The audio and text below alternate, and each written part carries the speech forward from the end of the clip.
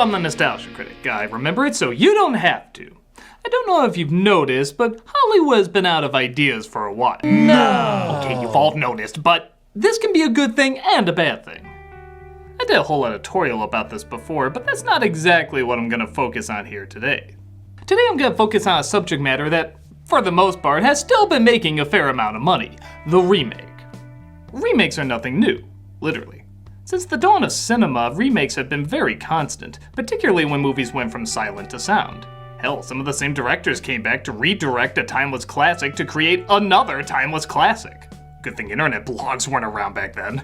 Remake 10 Commandments? Ha! Next you want to do an anime version with Jeff Goldblum! And somehow it'll actually work.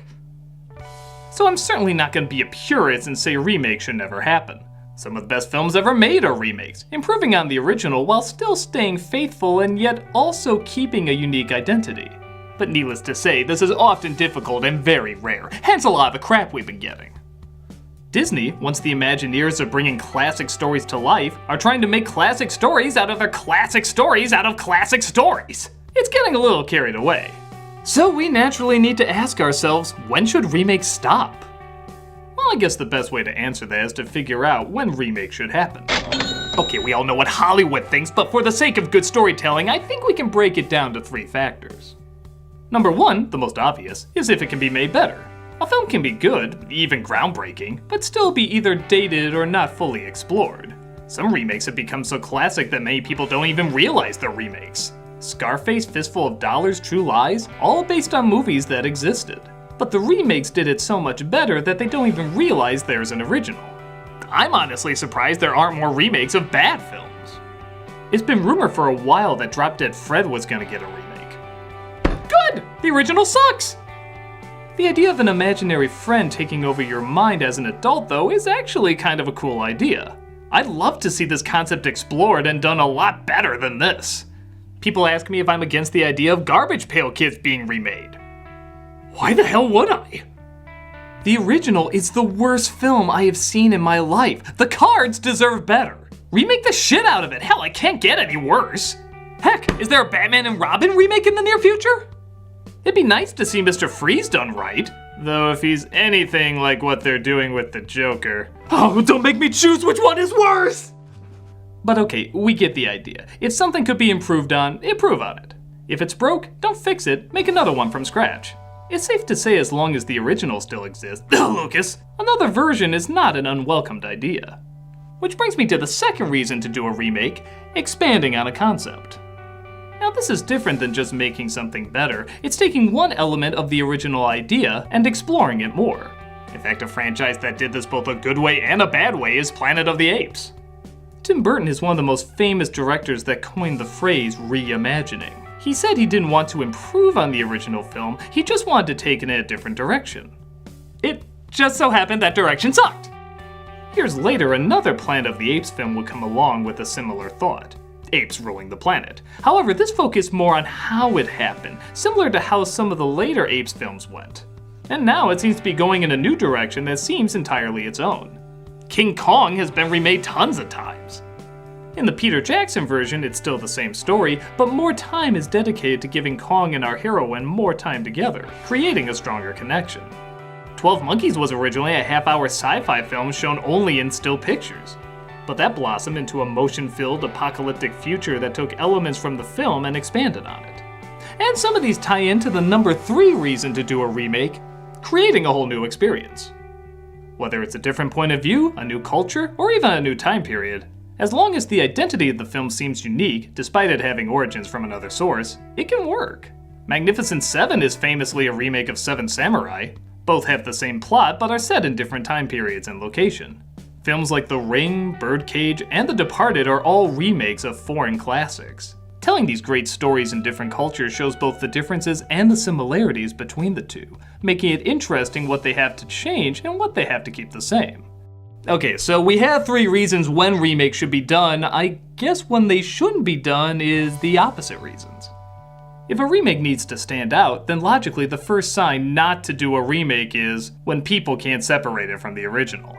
I get a feeling a lot of the Ghostbusters reboot controversy, yeah, I'm still putting controversy in quotes, is because the original was so unique and one of a kind that no one could separate it. If it was a sequel, it may have had a better shot, or even a spin-off. But when people hear the word reboot, it's like saying, now this is what you're gonna think of when you hear Ghostbusters. Even though everyone will clearly think of this first.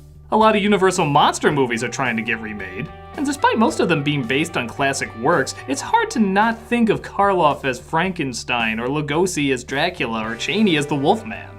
And according to American box office, neither can anyone else.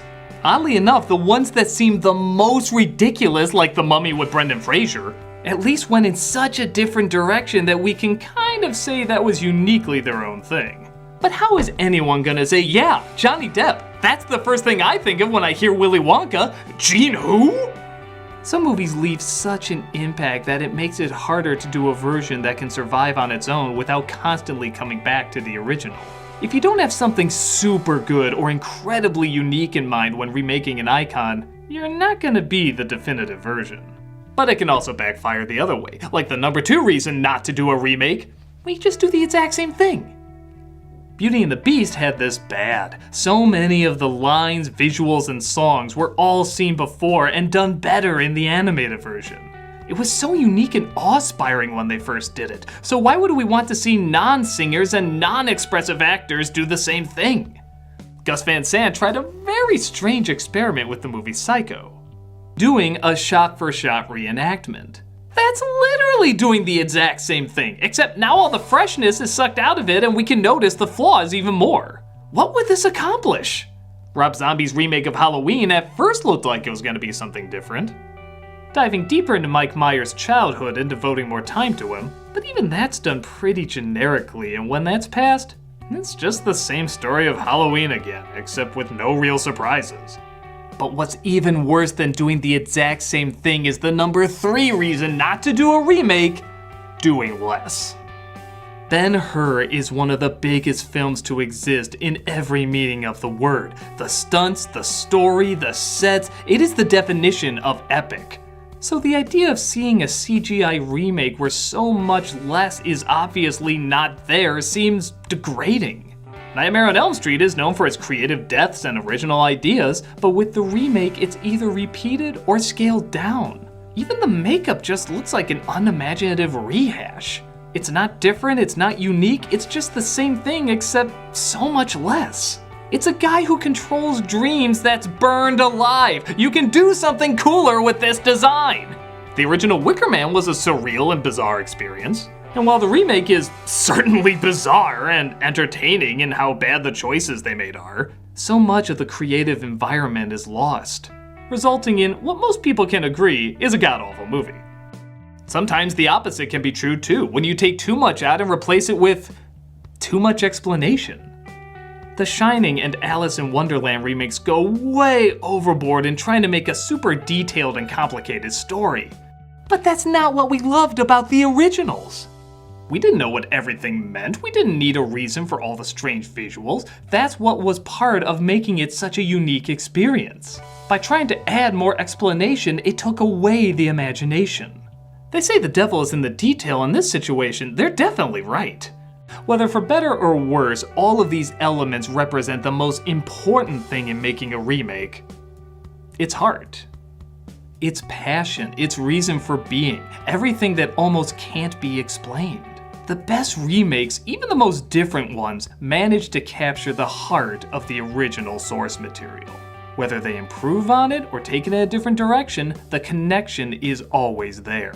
And the worst remakes always don't capture it. They either try too hard, not hard enough, or just focus on the wrong thing. In a time where very little is original, it's hard to figure out what's going to capture the heart of something and what isn't. I never would have imagined an Evil Dead remake would be of any worth. Who the hell would have thought a musical of a B movie would surprisingly work? What we do know is a lot more remakes are coming, whether we want them to or not. Some surprise us with how good they are, some surprise us with how bad they are, but the ones we'll remember the most surprisingly don't give us something old, they always give us something uniquely new. I'm the Nostalgia Critic, I remember, so you don't have to.